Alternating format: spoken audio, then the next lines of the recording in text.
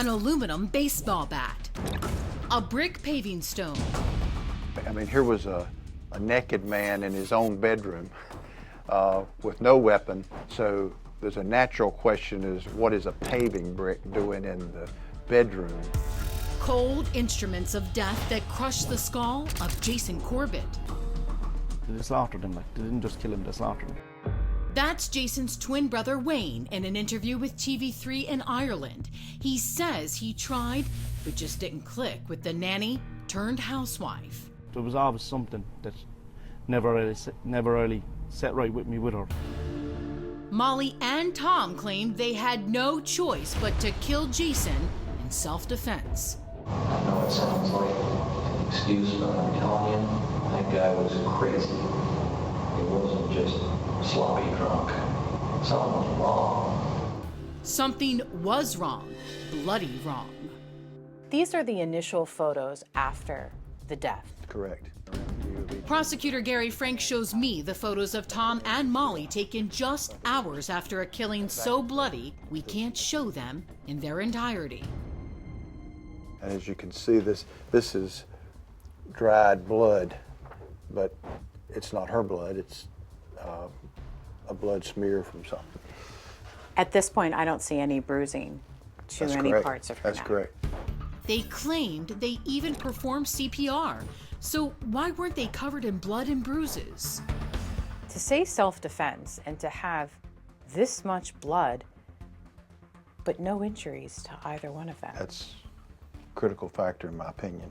And to argue that it was necessary for this when you wind up looking like this after the incident As if you just left a picnic. Is a very incredible leap in my opinion. The investigation ramps up, and the prosecutor tells me the science doesn't match their stories. The EMT people that first arrived on the scene noted that the body seemed cool. There was at least 12 blows to his head. 4 of the blows in and of themselves would be incapacitating, and 1 blow post-mortem. So that is not consistent with a self-defense claim in our mind. During his interrogation, Tom claimed Jason had Molly in a death grip. And he started to drag her toward the bed to the bathroom. And I hit him. I hit him with the baseball bat. Frank says if that was true, then it would mean that the initial blows from the baseball bat hit him while he was standing up. But blood spatter experts found otherwise. Do you believe the blood spatter on the wall really told the story of this murder? I think it did. The blood spatter indicated that it was close to the floor.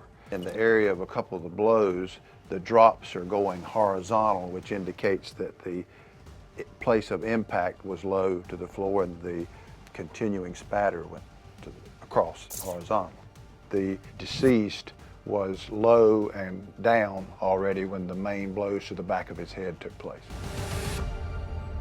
Shortly after the killing, a social worker interviewed Jason's son, Jack, who backed Molly's claims of physical abuse.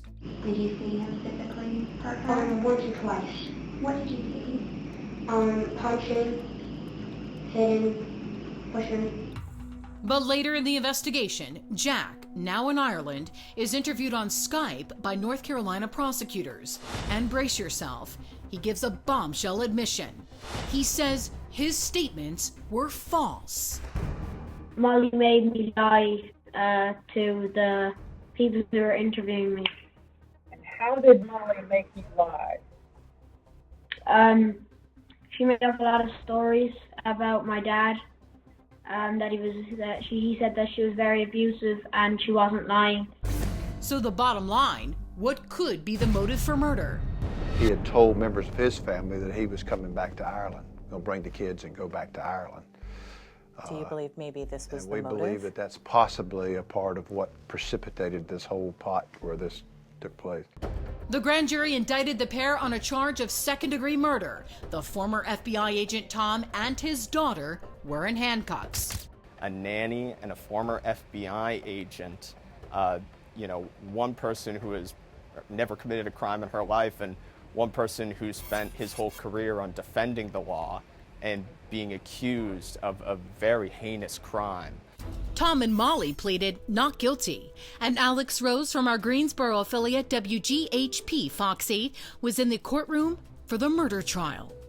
You could cut the tension in that courtroom. One side has already lost a beloved family member, the other side potentially losing two people that they love in their family as well. The jury didn't buy the self-defense claims and convicted them both. When that verdict was read, what was Molly's reaction and what was Tom's reaction? Molly's reaction was the sharpest in the courtroom. She broke out in a wail. Molly turns back to her mother and she says, through choked up tears, "I'm sorry, Mom, I wish he would have just killed me."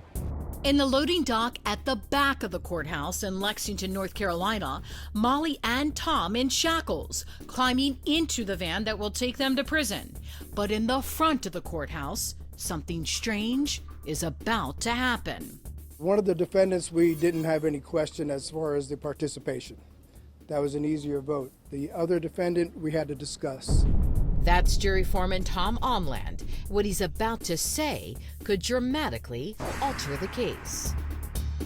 We didn't discuss a verdict, but in having private conversations, we could read that everybody was going in the same direction. Did you hear that? Watch again. This is the key part. In having private conversations. Private conversations. That's a no-no. Jurors are always admonished never to discuss the case outside the jury room. The defense claims they have a witness who saw the jury foreman and another juror go into a Nissan right after that first day of deliberation, after that first hour and a half, and they had a 10 to 15 minute conversation. But this witness never heard what they were saying. You can only speculate as to what possibly happened in that car between 10 and 15 minutes. They could have been talking about Lexington barbecue for all we know. Later, Omland doubled down on Facebook, posting, quote, "We decided on second degree for both, but feel Molly was the aggressor and her dad wanted to take the heat for her actions." According to Tom and Molly's attorneys, that was forming an opinion based on facts, not in evidence. It was very troubling for me, especially when I hear jurors make comments, "Well, we felt it was overkill." Well, clearly you didn't listen to the instructions if that were the case. Tom and Molly immediately filed a motion for a mistrial based on alleged jury misconduct. The judge disagreed. No mistrial. The conviction stands. Tom and Molly sentenced to a term of 20 to 25 years in state prison. Their attorneys say they are appealing the mistrial decision.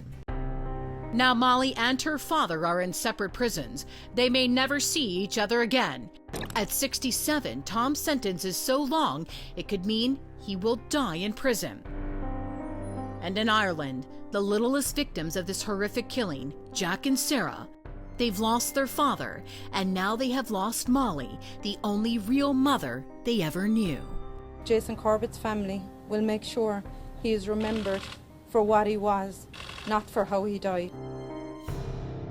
Jason Corbett's two children are now living with his sister in Ireland. They have recently filed a wrongful death lawsuit against Molly, her father, and her mother.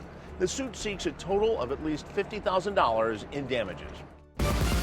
I'm Chris Hansen. If you like this story, make sure you tune in every day to Crime Watch Daily. You can find where the show airs in your city at crimewatchdaily.com. Watch it live or record it on your DVR and watch it at night. And to all those criminals out there, remember, we are watching.